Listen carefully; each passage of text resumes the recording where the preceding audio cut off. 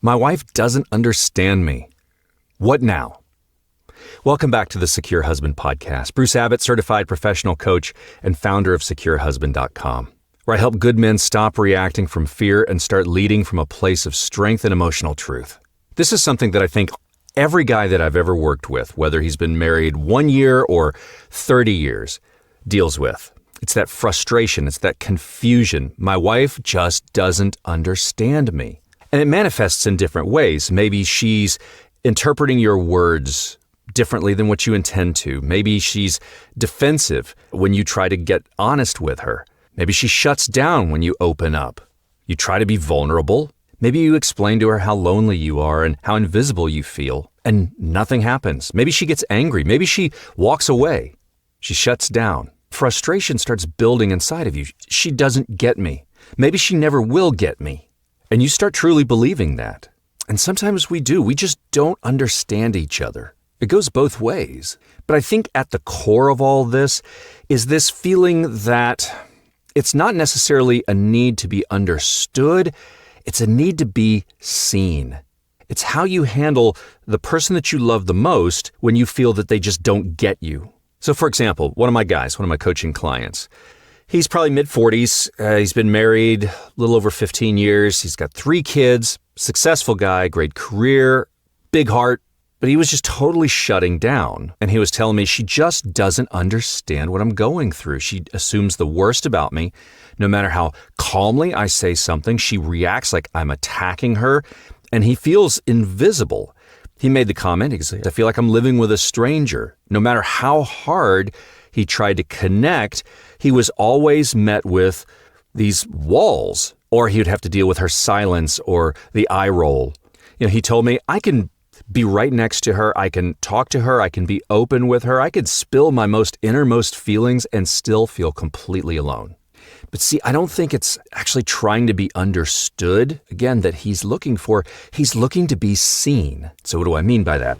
Okay, well, let's be aware. Let's notice. She doesn't understand me. That's not really a problem as much as it is a symptom. Okay, so you have to notice this pain that's behind the pattern. So when you say that, she doesn't understand me, underneath it, there's something deeper going on. When you can slow down and just sit with that pain and notice it and understand that it's not about her misunderstanding your words, it's that you feel misunderstood as a person. It's not that she didn't get what he was saying or it didn't sink in or she didn't agree with what he's saying. It's at the core, he feels like no one has ever really seen him for who he is. Not his wife, not his parents, not even himself. If your wife misreads your tone or she shuts down during conflict or when she assumes that your intentions are negative, that's touching an old wound. And I was telling my guy there, hey, you've been dealing with this since you were a boy. You grew up in a house where no one asked how you were feeling, and anger was pretty much the only emotion that got attention in your house. You brought that from your childhood into your marriage. Because this really isn't about getting your wife to understand your point. It's getting your wife to see you. He wanted to feel seen. He wanted to feel safe. He wanted to feel accepted. Now, is that external validation? Well, there's a fine line, but this is more about connection. His connection to her connection to him, his connection with himself. But you have to start with this awareness and notice first what the pain underneath this idea of her not understanding you really is. Because once you see that, then you can start to break the cycle. You realize it's not about being understood, it's about being seen. And then you can choose to stop waiting for her to get it. You choose to stop waiting for her to see you first. And this is hard. And as I was working with my client, he's telling me, okay, I've tried everything. I try speaking calmly. I don't yell. I ask questions. I use the I words. I do the emotional labor, and she still misunderstands me. And he was ready to give up. And then he would withdraw because he didn't want to stay stuck in that cycle. So what we did is we talked about what it would look like to stop needing her to understand in order to feel okay. Now, that's not giving up on your marriage. That's not giving up on connection. What that means is we're detaching your peace from her comprehension. As we worked through this, I said, okay, so what if your wife never fully understands you? Not because she doesn't care, but because she has her own pain. She has her own filter. She has her own blind spots. Can you still be the man that you want to be? And after taking a few minutes to think about that, he was like, yeah, I can. And we talked about how he can still choose clarity. Even if there's confusion or miscomprehension, misunderstanding, he can still choose peace. He can still choose truth. Even if she can't receive it, he can still choose it for himself. And there's power in that. That's self-leadership. That's leadership in your marriage. Because when you do that, you start meeting that part of you that's starving to be seen, that little boy inside. Because when your wife is not understanding you, it hurts so much because it echoes a wound that started long before her. And with my client, we talked about his childhood. His dad was a strict military father. His mom was emotionally inconsistent. He grew up believing if I don't explain myself perfectly, I will be punished. If I show too much emotion, I'll be rejected. If I want love, I have to earn it. So he became this master explainer, a chronic oversharer, a fixer. All of it was an unconscious attempt to be understood because little boys need to be seen. And when they're not, they grow into men who demand understanding from their wives, even though what they're really craving is validation from their inner child. Not validation from your wife, validation from yourself. So when talking to my client, we had to meet that little boy. We had to stop abandoning him and had to learn how to say, I see you. Little guy, you matter. You're not invisible to me anymore. And slowly over time, something powerful happened. As he did this work, and that's a lot of the homework that I give with my guys, is you do this inner child work. As he started to do this every day, like 5 minutes a day, that inner child inside was feeling safer. He was being seen because he was being seen by you. For the first time in his life, he didn't feel alone. And after we worked on this a while, he stopped needing his wife to do that for him. So when you connect to that boy inside and you heal him and you connect to a higher power, whatever your belief system is, if you go to God and say, how am I heard? Am I unseen? Am I unworthy of being seen? Do I have to earn this love? Dialogue through prayer or through meditation, through introspection, where that dialogue where you get to ask those questions and you get answers. When you sit quietly and you listen and those answers come back, yes, you are worthy. And you start to learn the truth instead of those false stories that you're telling yourself.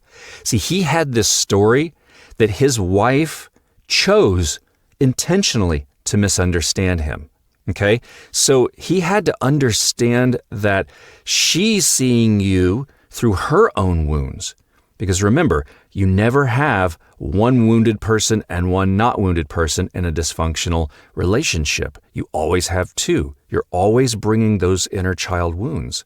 And that was the story he was telling himself, was that this was intentional, that she wanted to twist his words, that she really didn't care about him. But that wasn't the truth. His wife had her own trauma. She had a chaotic childhood with a narcissistic parent and a deep fear of criticism. So when he tried to express a boundary or a need, calmly, gently, lovingly, she still heard, "You're failing." See how it's also on the other side of the street. She's hearing, "You're failing." She still felt like, "I'm not good enough." She still reacted to, "I have to protect myself." Now that didn't make her right. She's human. She's wounded. But when my client was able to see her pain and make sense of that as he's healing his wounds, he was able to stop taking everything personally. And then he could hold his truth and her reaction without making her responsible for his self-worth. So that's how he became more secure, was he stopped telling himself the false stories. And as he had that dialogue with his higher power of, okay, what is my next loving, aligned action? It became clear he needed to take full responsibility for expressing himself independent of her reaction. That's taking radical responsibility for how you show up. And you stop telling yourself those false stories that she always takes things the wrong way. I can't talk to her. She won't get it. What's the point? So instead of telling yourself those stories, you start telling yourself, I'm going to express myself clearly, even if she misunderstands me. I am going to stand in my truth, even if she doesn't hear it the same way. I'm going to be the man that I want to be, not the man her wounds expect. And my client, he practiced this. He worked through these scenarios. We would role play, and he would come back and he would tell me about scenarios that would happen during the week. And we worked through some of those scenarios. What do you say when she interrupts you? What do you say when she deflects? What do you do? How do you hold emotional boundaries without shutting down? How do you self-soothe your nervous system? And I've told you before in this podcast, I am not good at journaling, but some men use journaling in such a powerful way, and I'm always so envious of that. But he did this. He did a lot of journaling, and he would journal actually about these difficult conversations.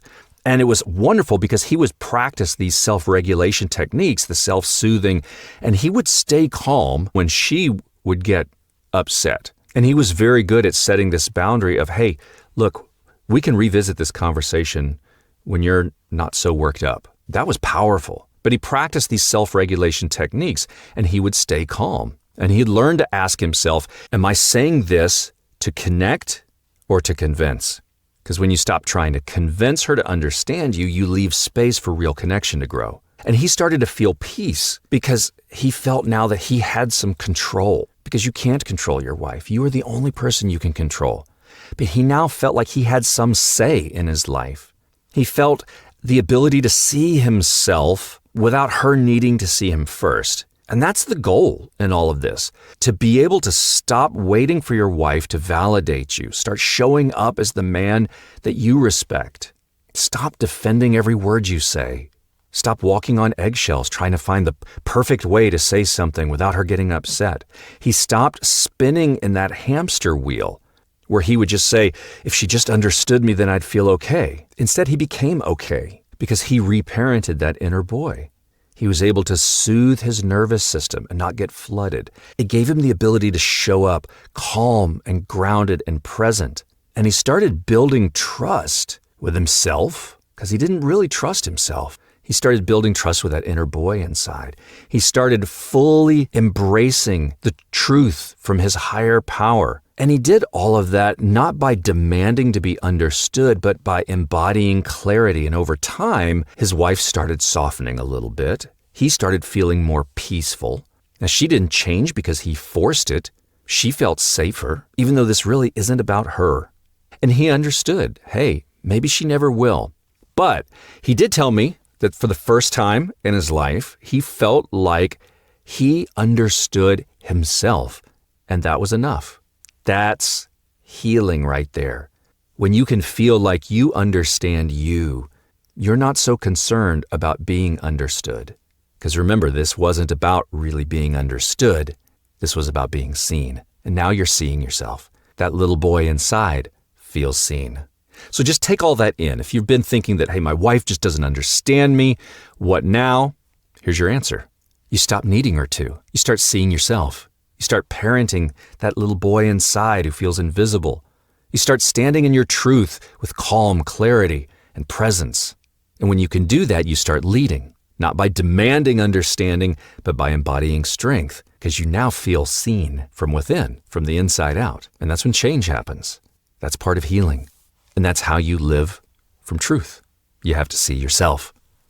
Hey, I hope this podcast was helpful for you. If you're a regular listener, would you give me a review? That helps other men heal by finding this podcast. And subscribe if you don't already. Share this podcast with somebody who you think may need to hear this. And if you need help getting unstuck, visit securehusband.com and set up a free 30-minute consultation with me. It's just a conversation. I'll see you again on the next Secure Husband podcast. Thanks for listening.